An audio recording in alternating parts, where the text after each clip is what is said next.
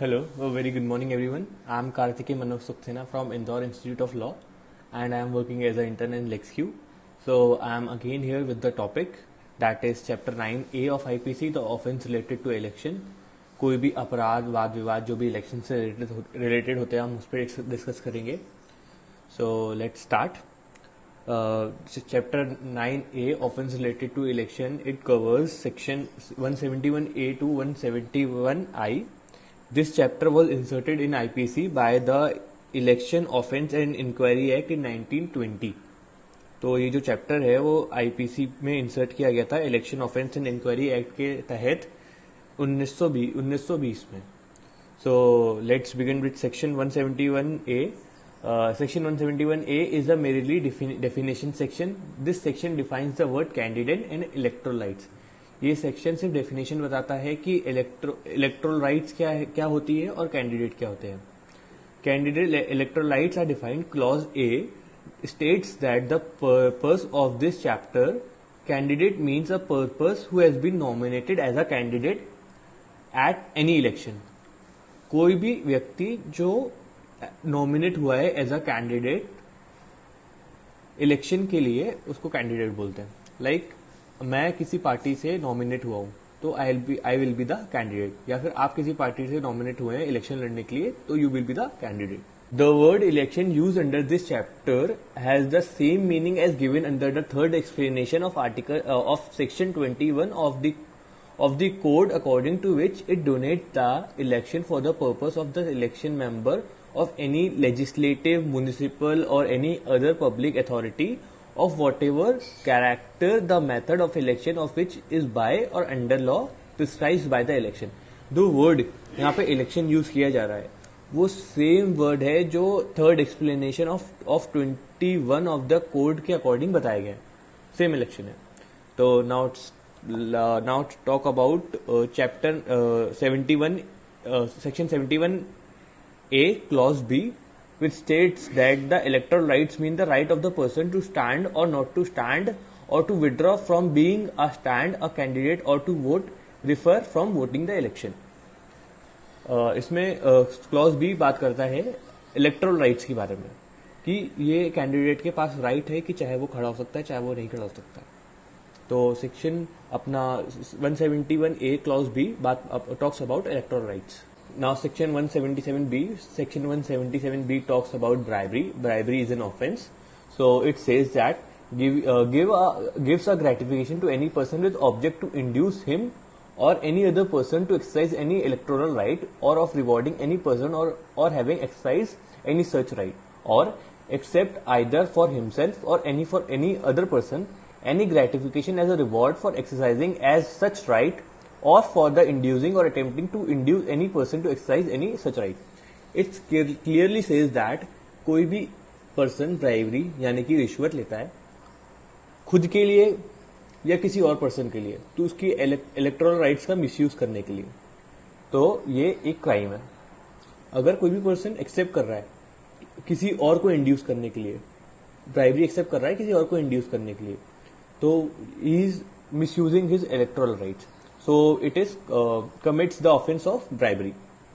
Section 177C talks about undue influence election.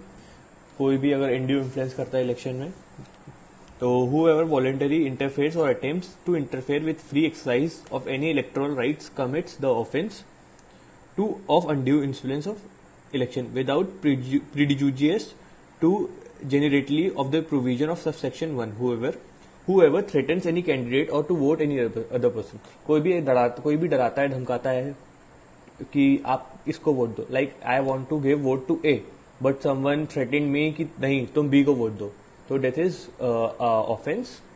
And induce or attempt to induce a candidate or to voter to believe that he or any person in whom he is interested will become a render an object of divine displeasure or spiritual censure. Like कोई भी डराता है धमकाता है कि तुम जिसको vote दे रहे हो वो बाद में बदल जाएगा, कुछ काम वाम नहीं करेगा, like something like that, और वो पैसा लेके भाग जाएगा जितना भी है, इस तरह से धमकाता है. तो this is comes under undue influence offense of elections.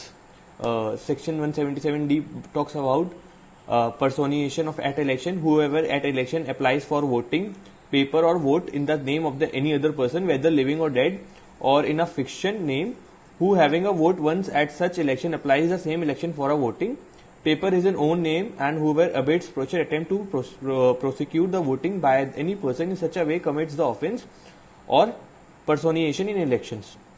This is what 177D states. Now section 177E, 177E talks about punishments for bribery.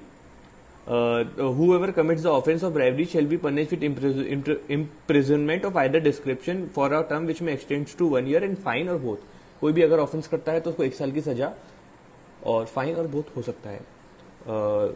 Classification of offence. The offence under this section is non-cognizable, bailable, non-compoundable and trial by the magistrate of first class. Punishment for undue influence. कोई भी अगर undue influence करता है तो उसको 1 साल की सजा और फाइन और दोनों हो सकता है. The offence under this section is non-cognizable, bailable, non-compoundable and trial by the magistrate of first class.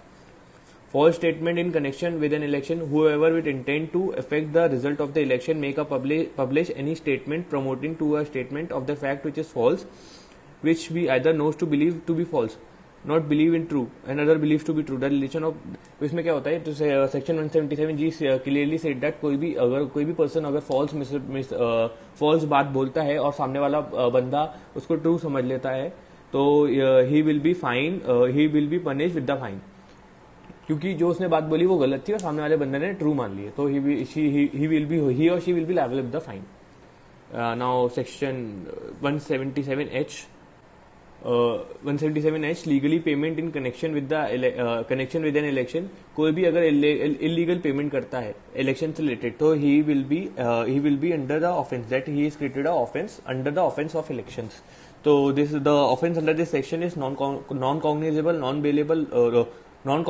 bailable, non-compoundable and trial by the magistrate of the first class. Now failure of keep the account, now the 171I, the last section of this, failure to keep election accounts. Whoever being required by any law for the time being enforced or any rule having a force of law to keep account of expenses or any in connection with the election fails to keep account shall be punished with a fine which may extend to 500 rupees. कोई भी अगर responsible person है election का account maintain करने के लिए, अगर वो अकाउंट मेंटेन नहीं कर पाता है तो उसको 500 रुपीज का फाइन होगा. And the offence section is non cognizable, bailable, non compoundable and trial by the first class of magistrate of first class. So this is all for today's video. We will discuss more topic in other videos. Thank you so much. Take care.